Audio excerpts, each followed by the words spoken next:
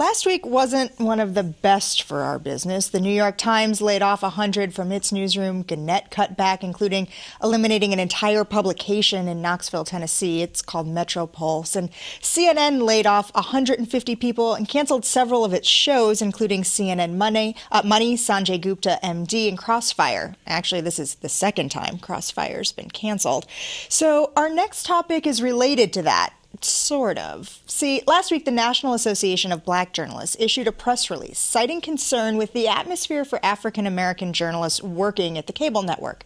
It pointed out several African-American anchors have left the desk or left CNN altogether in the past few years, among them Soledad O'Brien, T.J. Holmes, Suzanne Malveaux. It pointed out that there are only 2 African-American executive producers, and Monday, a former writer-producer filed a $5 million discrimination and wrongful termination suit.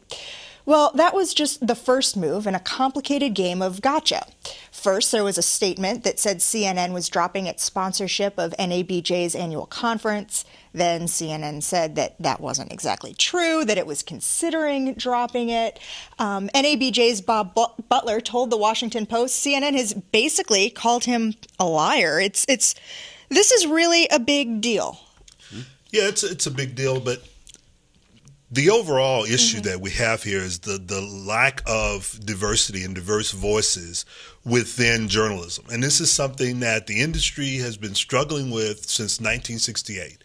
They put a bunch of benchmarks up. They don't meet those benchmarks. They move the deadline a little bit further down the road, or kick the can, as some would say, a little bit further down the road.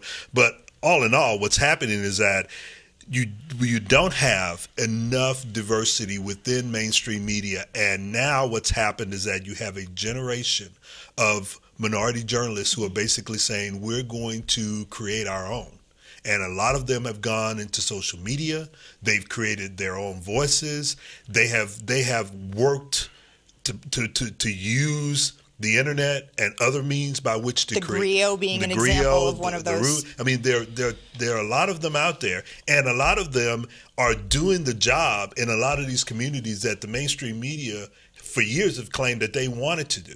I mean, if you look at the Ferguson story, you can look at the Trayvon Martin story, you can go to all of these. It's been those media outlets, the ones that have been created by journalists, African-American journalists, and other minority journalists who have left the industry. They've created a place for themselves, and they're thriving. To be fair, this is reflective of what's happening in the larger whole as well. People of various skill sets, people of various perspectives. There are all sorts of things that are shaking out in this rapidly changing landscape in terms of what's happening. And so some of the losses of the job that you started with are very interesting, because journalists are having to reinvent themselves. And this is one of the ways I think Earnest nails it on the head, that, you know, why seek to get your 3 or 8 or 10% of the pie when, if you're committed to covering issues in a certain way and you have the resources to be able to do it, the know-how to be able to do it, and you can devote 100% of your time to whatever it be, whether it be technology, business, whatever it might be,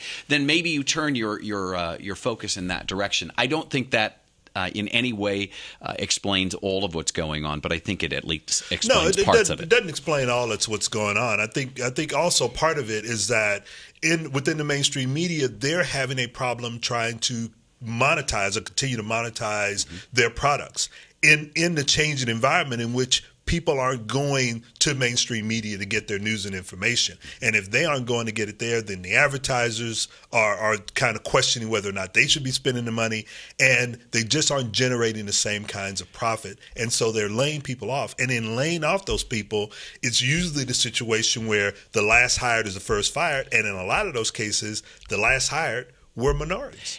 And the other point is that they aren't the be-all, end-all place that people with a lot of talent necessarily want to end up any longer. And we've talked about that, and we've talked about sort of the brand journalists who are sort of going out on their own, the David Pogues of the world. I think this is all part of that shakeout as well. It used to be that you had the goal that you were going to work at that iconic news organization, and now maybe it doesn't offer all the things that being on your own can. in the ability to innovate and to go from there. And I think the other issue here is that you have more and more journalists, not just journalists of color, but journalists in general, who are willing to call out the mainstream media when they feel that they aren't living up to their responsibilities. And one of the things that really, and I think people should go and look at our links blog, because this pointed out in a lot of these stories. Fantastic piece on there too about African-American journalist in her late 20s who left the industry entirely because she felt there was so much institutional racism within her newsroom. Right. But another issue that I find even more important is the fact that